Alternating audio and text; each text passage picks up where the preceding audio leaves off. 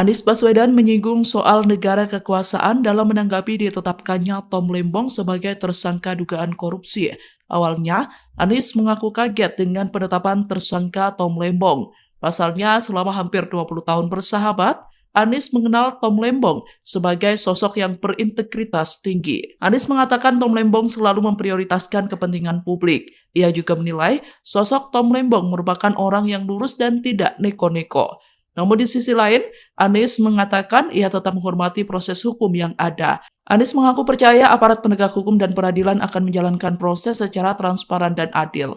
Ia kemudian mengatakan bahwa dengan ditetapkannya Tom Lembong, ia ingin membuktikan apa yang tertulis dalam penjelasan UUD 1945 yang menyatakan bahwa negara Indonesia adalah negara berdasarkan hukum, bukan negara berdasarkan kekuasaan belaka.